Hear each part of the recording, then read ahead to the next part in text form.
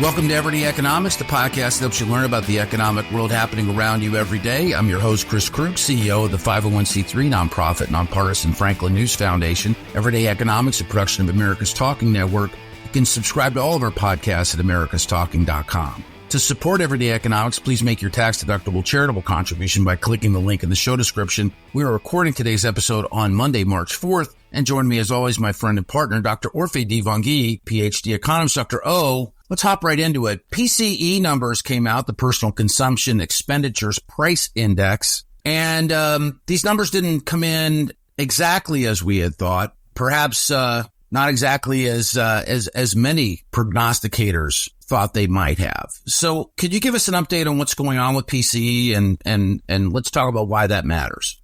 Yeah, absolutely. Yeah. So what we saw is an acceleration in January. I thought it was somewhat in line with what people expected. In fact, it was, that we saw inflation hotter, consumer price index inflation at the start of the month, hotter PPI at the start of the month as well.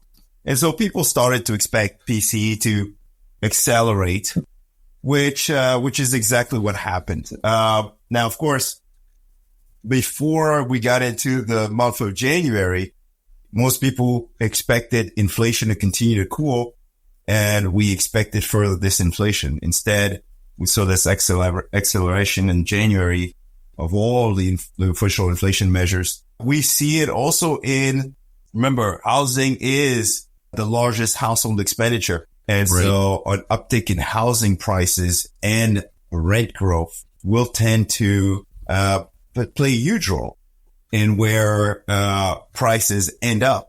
And we saw that when you look at the housing market, you look at single family rent growth, even though multifamily rent growth has continued to ease, single family rent growth accelerated, kind of offsetting the decline in overall rent growth.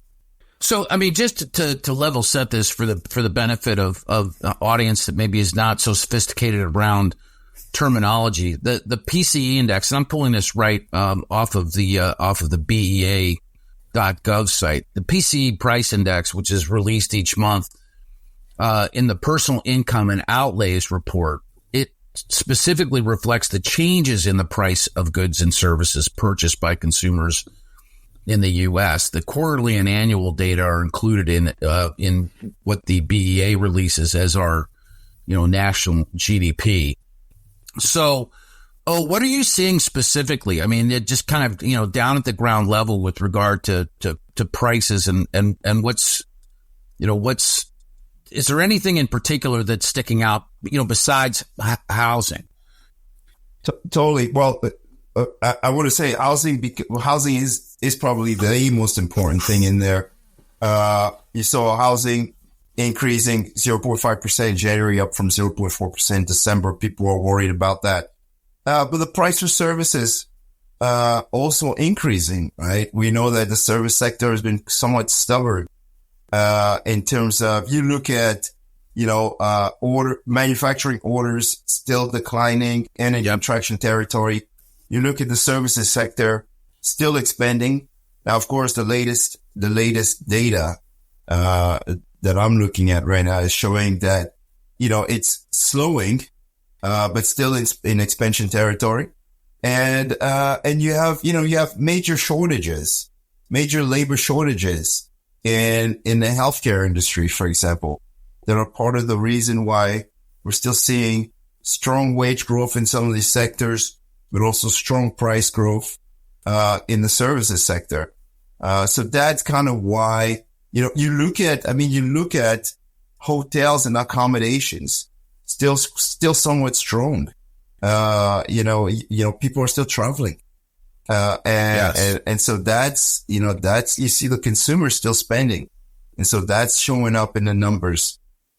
And it's really interesting because, when you consider the fact that credit card debt has increased so much. Yes. You start to wonder, when is the consumer going to start slowing down? And so I don't know. We'll see. This is something that we're going to be watching out for. Remember, we're going to have a jobs report coming out this week. And without persistent productivity gains, higher wage growth, which is what we saw in January, is likely to show up in higher price inflation.